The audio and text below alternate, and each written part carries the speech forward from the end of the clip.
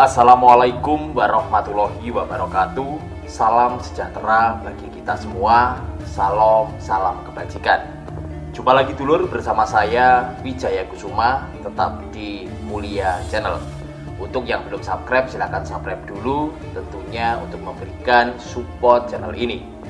Oke dulur, pada kesempatan kali ini tetap saya doakan semoga sahabat Mulia Channel dimanapun panjenengan berada selalu sehat dalam lindungan Allah Subhanahu wa Ta'ala. Pada video kali ini kita akan membahas yaitu tentang beberapa pantangan dalam perjodohan menurut adat Jawa dan solusinya. Dan tentunya ada satu yang paling sakral. Simak terus videonya sampai selesai tentunya supaya tak gagal paham. Menikah dan perjodohan memang bukanlah suatu hal yang main-main. Banyak hal yang harus menjadi pertimbangan saat hendak menikah. Pertimbangan dalam perjodohan atau pernikahan dapat berupa mengetahui dengan jelas latar belakang calon, keluarga, dan lain sebagainya. Dalam adat tradisi Jawa, terdapat pantangan perjodohan dan tentunya terdengar sangat mempengaruhi keberlangsungan pernikahan. Namun demikian, tetap ada solusi dari pantangan tersebut, sehingga perjodohan tetap bisa dilanjutkan. Dilansir dari beberapa primbon, berikut ulasannya. Yang pertama yaitu Satuan Pati Pancasuda. Satuan Pati Pancasuda dianggap paling sakral dan serius dibanding dengan perhitungan lainnya.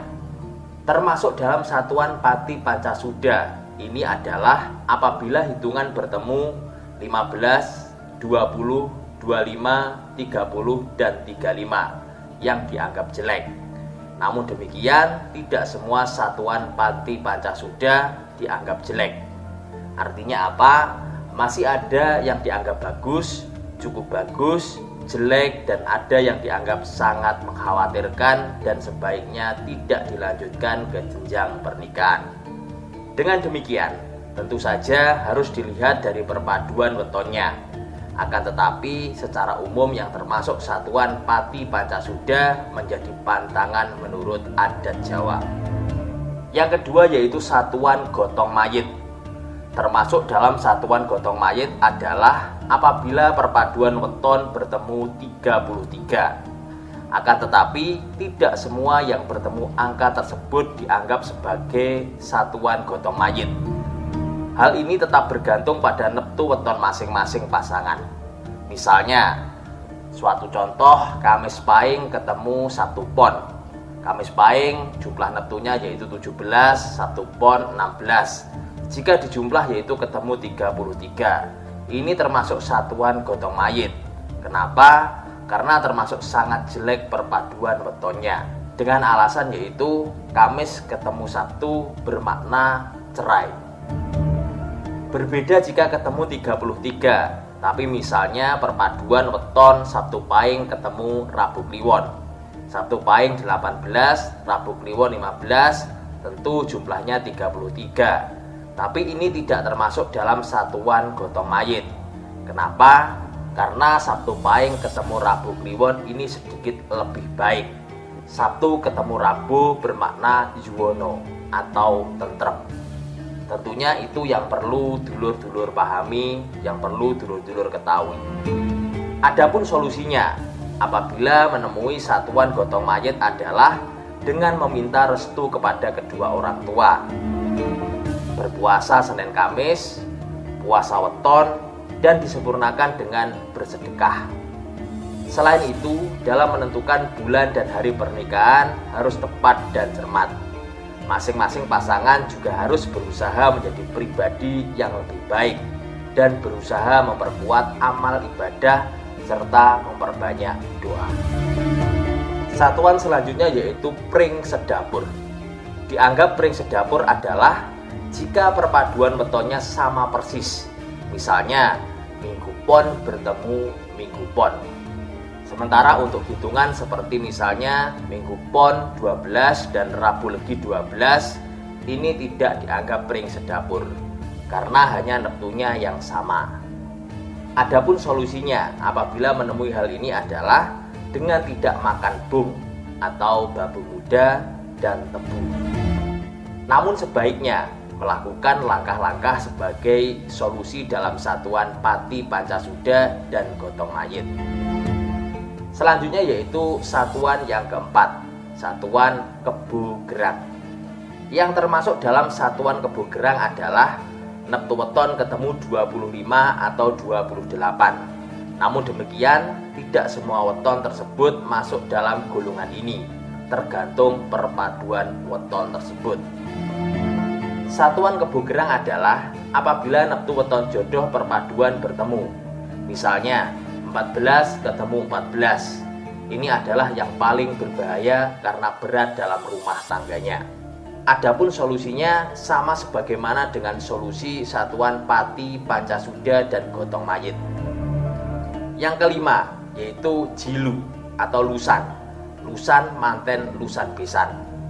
Pantangan ini adalah apabila anak pertama memperoleh jodoh anak ketiga. Pantangan Jilu atau lusan ini adalah dua macam, yakni lusan manten dan lusan besan. Lusan manten meliputi anak pertama ketemu anak ketiga, dan perjaka atau perawan yang hendak menikah pertama ketemu duda atau janda yang sudah 2 kali menikah dan gagal. Sehingga pernikahan yang akan dilakukan adalah pernikahan yang ketiga. Sedangkan untuk lusan besan, yakni jika satu pihak keluarga calon mempelai akan menyelenggarakan pesta pernikahan bertemu keluarga yang sudah pernah menikahkan anaknya 2 kali. Adapun solusinya untuk lusan manten adalah saat hendak menikah orang tua mengakukan anak sebagai anak anggota keluarga lainnya, seperti misalnya pamannya. Sementara untuk lusan besan, solusinya adalah salah satu pihak tidak perlu menyelenggarakan pesta pernikahan. Selanjutnya yang keenam, ngalor ngulon atau waru doyong, yakni apabila antara mempelai putra dan mempelai putri apabila dilihat dari kompas rumahnya ngalor ngulon utara selatan. Namun sebenarnya apabila neptu weton jodohnya bagus tidak akan menjadi suatu masalah. Adapun solusinya adalah ada yang mengalah dengan pindah tempat tinggal, bisa dengan numpang di rumah kerabat, mengontrak atau beli rumah baru. Kemudian saat menikah berangkat dari rumah tersebut. Yang ketujuh yaitu balik wine atau kebo balik kandang. Pantangan ini adalah apabila orang tua dari pasangan berasal dari kampung halaman yang sama dengan kita dan orang tua kita. Solusinya adalah salah satu pihak harus ada yang mengalah, yakni dengan pindah tempat atau pindah rumah supaya bisa merubah arah, atau yang bersangkutan pindah dari kampung tersebut terlebih dahulu sehingga pantangan ini tidak berlaku lagi. Selain yang disebutkan tadi, terdapat pula sejumlah pantangan perjodohan lainnya dalam adat Jawa, seperti siji jejer telu atau barep telon, nyebrang segoro gede, dadung kaputer, calon tunggak kampung dengan saudara ipar atau rebutan pancoran, melangkai atau dilangkai saudara kandung untuk ketiga kalinya. Ada pula pantangan perjodohan berupa posisi rumah jodoh berhadapan langsung dengan rumah kita atau di pinggul dalan. Calon posisi rumahnya saling membelakangi atau adu pojok, ketemu juluk. Rumah berdampingan persis, rubuh karang, menikah di bulan Suro atau Muharram dan Selo, serta menikah di hari pantangan keluarga atau pantangan kejawen. Dan tentunya sementara 7 itu saja yang kita ulas, yaitu tentang 7 pantangan dalam perjodohan menurut adat Jawa dan gimana solusinya. Terima kasih sudah menonton video ini. Semoga apa yang saya sampaikan bisa bermanfaat buat sahabat Mulia Channel dimanapun panjenengan berada. Mari lestarikan budaya kita. Salam budaya. Wassalamualaikum warahmatullahi wabarakatuh.